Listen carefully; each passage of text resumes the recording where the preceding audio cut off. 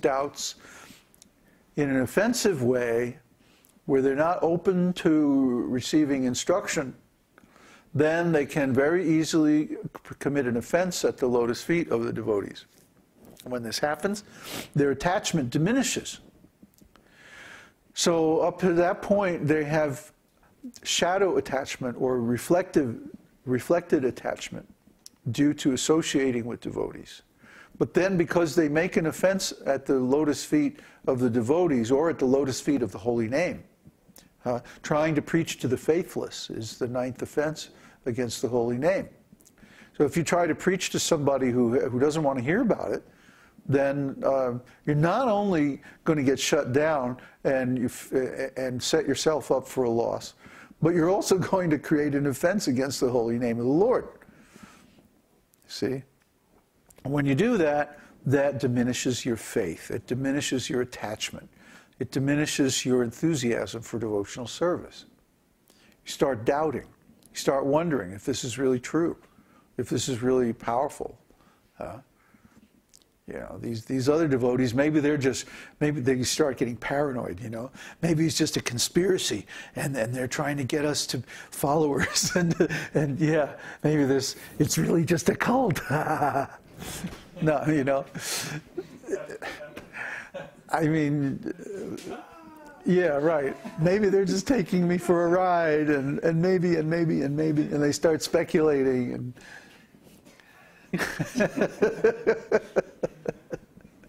you know. So then, all of a sudden, you don't hear from them for a while. You know, they don't post on the forum. Well, where's so and so? I don't know. He hasn't posted anything in a couple of weeks, and then we know. Oh yeah, okay. You know, something happened. He tried to preach to his mother-in-law.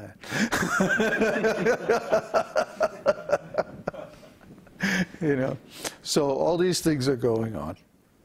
You know, these scriptures, they're not just like theoretical. You know, they're like very practical, very down to earth, very like something you can use every day in your devotional service. They're all like this. So, then, if someone becomes attached to the principles of salvation, or to merging into the existence of the Brahmajyoti, his ecstasies gradually diminish into shadow and para attachment, or else transform into the principles of ahangrahopasana. This ahangrahopasana describes a living entity when he begins spiritual realization by identifying himself with the Supreme Lord. This state of self-realization is technically known as monism. The monist thinks himself one with the Supreme Lord. Thus, he does not differentiate between himself and the Supreme Lord. It is his view that by worshiping himself, he is worshiping the Supreme Whole. So this is actually the opposite of devotional service. In devotional service, we give service to Krishna. See? But when a person is in a state of monism, they want to accept service as Krishna. I mean, the guru accepts service sometimes on behalf of Krishna. But then he turns around and offers it to Krishna, or offers it to his spiritual master. The monist accepts service thinking, I am God, come and serve me. Great, that's very good. Yes, yes. I mean, it's very puffed up. Yeah? How could you be any more puffed up than to think, I'm God? It's not possible. So being so puffed up, this is the opposite of the humility that is the mark of advanced devotees. So we don't see that these people make any spiritual advancement. And any spiritual advancement they have, when they adopt this attitude, they lose it. Sometimes it is found that a neophyte is taking part in chanting and dancing very enthusiastically, but within himself he is under the impression that he has become one with the Supreme Whole. This conception of monism is completely different from pure transcendental devotional service. If, however, it is seen that a person has developed a high standard of devotion without having undergone even the regulative principles, it is to be understood that his status of devotional service was achieved in a former life. For some reason or another, it had been temporarily stopped, most probably by an offense committed at the lotus feet of a devotee. Now, with a second good chance, it has again begun to develop. The conclusion is that steady progress in devotional service can be attained only in the association of pure devotees. So, is that clear to everybody that the devotional attitude and the impersonalist attitude are completely opposites? Complete opposites. If you think that I am one with God, if you think that I am God, if you think that it's all one, if you think that there's no difference between you and Brahman and it's all light and all of this stuff, you can't make any spiritual advancement. Because this is an offense at the feet of the holy name, an offense at the feet of the Lord, and an offense at the feet of the pure devotees.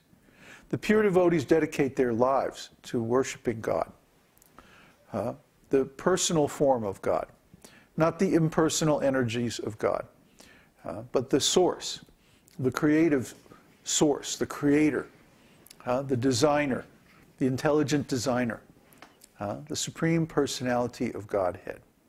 We worship him. Govindam Adi Purusham Tamaham Bhajami.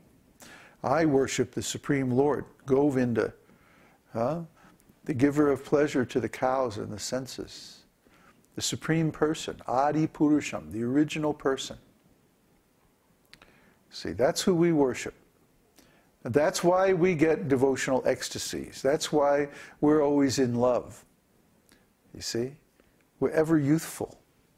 Because we're always in love with the personality of Godhead, who is ever youthful, ever expanding, always new, fresh, young. He's always a fresh young boy. So try to understand. We do not accept this impersonal spiritual alignment. Why? Because we see by experience that those people don't make any spiritual advancement. They simply pretend. And then when nobody's looking, they sneak off and have a smoke, you know. Go down to McDonald's and pig out. So try to understand that we've seen this again and again and again and again and again and again. You can't fool us. Okay? We know. You're just pretending. We know. It's okay. Just go off and pretend somewhere else. Okay? Because we don't want your association. I'm sorry. You know, you're not sincere. And if you're not sincere, then even if we defeat your nonsense impersonal philosophy, you won't accept it. Within yourself, you will still maintain the same offensive attitude. So we don't want that kind of association. We want to be around people who are sincere. This is another reason why we filter people on our website. And the result is that we have a very, very nice group of people who don't manifest any of these offensive attitudes. And if somebody shows up who does, it's very obvious to everybody because they're so different. So anyway, if one can gradually advance his status in devotional service, this is understood to be due to the causeless mercy of Krishna himself. If a person is completely detached from material enjoyment and has developed pure ecstatic devotion, even if it is sometimes accidentally, even if he is sometimes accidentally found not living up to the standard of devotional service, one should not be envious of him. It is confirmed also in Bhagavad-gītā that a devotee who has unflinching faith in and devotion to the Lord, even if sometimes found to be accidentally deviated from pure devotional characteristics, should still be counted among the pure. unflinching faith in devotional service, in Lord Krishna, and in the spiritual master makes one highly elevated in the activities of devotional service. In the Nrsimha Purana it is stated, if a person has completely engaged his mind, body, and activities in the service of the Supreme Godhead, but externally he is found to be engaged in some abominable activities, these abominable activities will surely be very quickly vanquished by the influence of his staunch devotional force. The example is given that on the full moon there are some spots, which may appear to be pockmarks. Still, the illumination spread by the full moon cannot be checked. Similarly, a little fault in the midst of volumes of devotional service is not at all to be counted as a fault. Attachment for Krishna is transcendental bliss. Amid unlimited volumes of transcendental bliss, a spot of some